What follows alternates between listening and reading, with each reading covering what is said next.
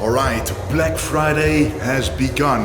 This is your once-time-a-year chance. Opportunity to get incredible discounts on all vintage genetics clothing, old school clothing, golden era apparel. Use code Friday30 for 30% off the whole site. All clothing will be discounted. So make sure to go to vintagegenetics.com and don't forget to stay golden.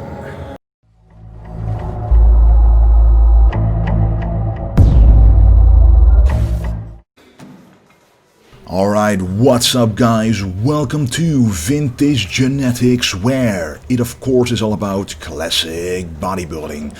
And that's right, it is Black Friday today, so make sure to go to the website vintagegenetics.com to check out all our apparel and gear and clothing and other stuff, of course, for 30% off. But anyway, this is a back workout, still on Dutch soil. This is the last week I'll be in the Netherlands, and after this I'll be quarantining for 2 weeks in a different country and then go to the USA for the Mr. Olympia to do my best in the classic Physique Olympia Championship in Orlando, which I've never been to before, so it's going to be an amazing experience. But anyway, the workout that I'm doing, I'm starting out with the Uni-lateral T-bar row. It also looks kind of like a Meadows row, but the difference with a Meadows row is that then you would hold the very end of the barbell instead of this single ATX attachment. So this is a single row for an ATX attachment, and that's an amazing way to really isolate those lats and really warm them up before doing your heavier compound movements or your heavier exercises. So this feels pretty amazing.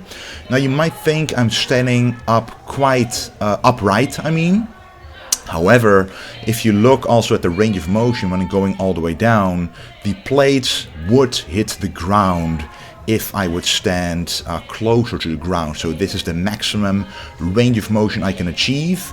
What I'm doing is I'm keeping a straight back, so not hollow, but actually not arched, but a straight back, making sure that I protect the lower back, and I protect it even more with the Vintage Genetics belt that I'm wearing right now, sticking to around an 8 rep range for all sets until I hit my true failure set, which I'll hit after this set. And I also start out with the left side of the body, because the left side is always just a bit weaker, just a bit less dominant compared to the right side. It'll be different for everybody, but usually it's the right side that is stronger. So what you want to do is start with your weaker side, which for me is the left one, and then match the reps with the right one. And sometimes you're able to do another rep with the right one, but you have to then leave a rep in reserve in order for the balance in between the left and the right side to be achieved.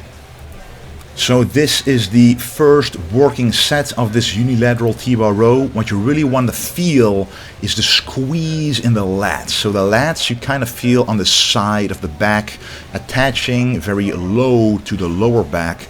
So for me, it's always going to be an issue and an importance to make those lats target as low as possible. So I need to target and stimulate the lower lats as much as I can, and exercises like this are excellent to do so, because when I stretch all the way down in a controlled fashion, then more explosively go all the way up, contracting those lats, I always also feel the lower lats really fire up for sure.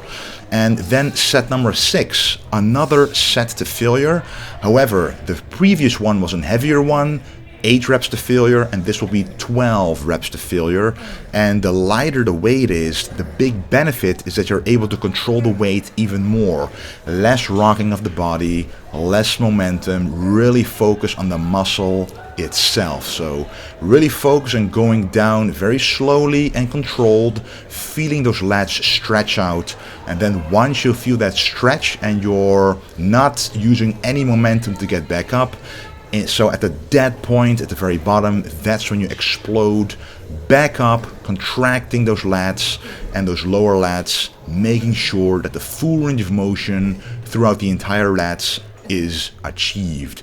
And again, using the ATX single row attachment handle like this is a very easy way to isolate the back. It is possible to do the Meadows row, for example, that I mentioned at the beginning, but then grip mostly is an issue for a lot of people because it's simply a lot of thicker bar that you're holding on to then.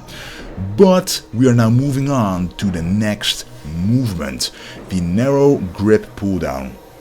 Now, it is called a pull down, but I kind of like it to be, and I feel it to be, a combination of a pull down and a rowing movement, because for me, the back width is definitely there, especially from the front. However, the back thickness can never be thick and big enough. So what I want to do is focus a lot on rowing movements. So back in the day, I used to do 3 or even 4 pull down variations in one workout. Now it usually is just one, and the rest are all rowing type movements. So for this pull down movement, I did a few feeder sets, and those feeder sets feed into the final weight that I'm going to use for the first working set, which is this one right here. And the closer I get to the prep, to the end of the prep, the more careful I am with my form, with my range of motion. I'm not forcing anything, because the less fat you have, the more depleted you are, the less calories you eat, the less you recover, and the higher the chance will be of injury. Now, that's not something that you want to go into the gym with, feeling like, oh, if I train hard, I'm going to get an injury. That's not it at all. But, you know, following the principles of golden era bodybuilding, it's having a good mind-muscle connection, full range of motion, getting a good pump. Those are all things that will protect you, protect and maintain muscle, and protect you from any injuries you might get. So here I am again doing 2 sets to failure. The first one is the heavy one, and the second one is a lighter one, challenging myself in 2 different rep ranges, which is an amazing way to maintain in the off season, grow muscle. And the same here with the seated row. So what I did first is just 1 feeder set, so 1 warm-up, because the back is pretty much warmed up right now already. We already did a row movement, then a pull-down movement, now again a row movement. So it feels warm, it feels good. If you are objectively feeling that your back is ready to attack a working set, then you should. So this is the first working set, again a heavy set, with a rep range of 8 to 12, and then the second one is going to be an intensifying technique. It is called a cluster set. So what you do in a cluster set is you take about your 10 rep max, so the weight you can do about 10 reps with. You basically do a few rounds of the same rep range until you can't hit that rep range anymore. So for me, I'm hitting 4 reps every single time, so every round is 4 reps with perfect form, perfect contraction, and a perfect stretch. That is the big benefit of cluster sets, because the sets and the amount of reps are lower. You can focus a lot better on the muscle itself. Then wait 15 seconds in between every round, and when the 15th second hit, you start with the next round. You keep doing 4 reps until you hit a round that you can't do 4 reps anymore. Now this can be rounds of 4 reps, rounds of 5 reps. You can do 15-second breaks, 20-second breaks, 25-second breaks. It really depends on what you are used to. So I've been doing cluster sets for a couple of months now, so my time in between the cluster sets is shorter, because you develop some muscle stamina because of working out like this. And used to be actually 25 seconds and 20 seconds. Now it's 15 seconds, and it just feels really good. You get a really good pump, because you're simply still doing more volume than just a 10 rep max, because now I did about 15 to 16 reps in total, which normally I'd only be able to hit 10 reps, and those 10 reps would not all probably be as perfect as all of these reps were, because of the shorter sets. Then the next one is a dumbbell row. Again, one of my favorites to develop the rhomboids and the traps and basically the upper back. So here I'm just doing one working set.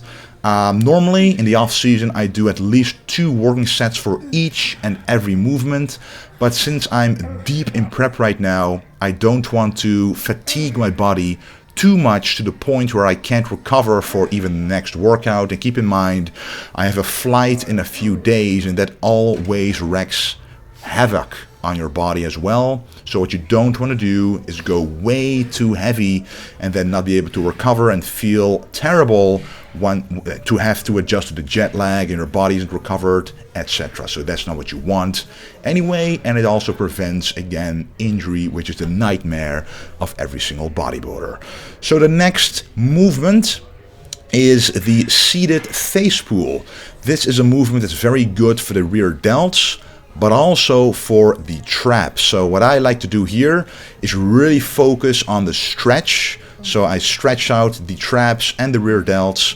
Then when I'm contracting, I first focus on the rear delts. That's my main priority, but I don't neglect the traps as well. So especially with the last few reps, when the rear delts are being fatigued, the traps are slowly taking over in assisting in a couple more reps, because then I'm moving a bit more explosively, and then the traps take over in some of the movement, and that's a great synergy for finishing off the back. And of course, after hitting the back, it is time for the biceps. And this simply remains one of my favorite movements to do. It's simple, it's basic, it's old school, what this channel, Vintage Genetics, stands for. So it's a simple alternating dumbbell curl. And the benefit of alternating the curls is that you get a rest in between each rep. So when the right bicep is being curled up, the left bicep is resting, and this allows you to actually extend the set beyond what it would be if you would only do a unilateral movement with one arm at a time. I sometimes do that if I want a different stimulus, if I want a different impulse for the muscle, if I want a better pump even, but this movement is still just a classic, basic old school movement that always works. And the leaner you are, the better you can see that the contraction here is maximum. Not only the 2 bicep heads, but also the brachialis head that's beneath the bicep is contracting as well. Right now you can see actually the separation in between those 2 muscles, which is quite amazing. That's always a sign to me that I'm on the right track conditioning wise. So what you want to do is don't go way too heavy on these curls, because you don't want to rock your body way too much back and forth. You only want to move your body in a way that allows you to contract the biceps to the best of your ability. So a minimal swing, allowing you to simply get into that movement which allows you to contract the biceps to the max. You should find a balance in this, because there are a lot of bodybuilders who abuse swinging the body just to do heavy weights, which is why I always say don't go too heavy, but focus purely on that contraction of the biceps. So you started with the hammer movement. When you're going up, you turn your wrists outwards for the maximum bicep contraction. And of course, we're not done with just one exercise. The second and last exercise of today is a straight bar cable curl.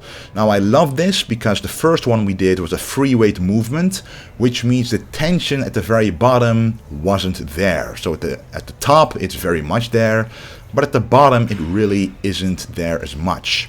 So what I'm doing now is a cable movement, and the benefit of cable movements is that usually the tension is there bottom to top, just like the difference between a cable fly and a dumbbell fly. The cable fly provides constant tension in the muscle.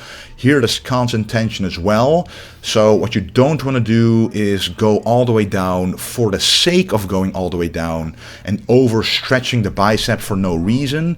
You want to go down as far as you can until you feel that the tension might disappear, and that's when you want to curl back up. This requires some experience, but if you just look at my form right here, I'm pretty much going down 90% of the way, and then I'm going back up, ensuring the tension remains there. Anyway guys, I really want to thank you for watching, and don't forget again to check out vintagegenetics.com, because this is your once a year time opportunity to get 30% off all clothing on the website. And this is all thanks to your incredible golden support, so thank you very much. Again, thank you for watching. More videos are coming, and don't forget to stay golden.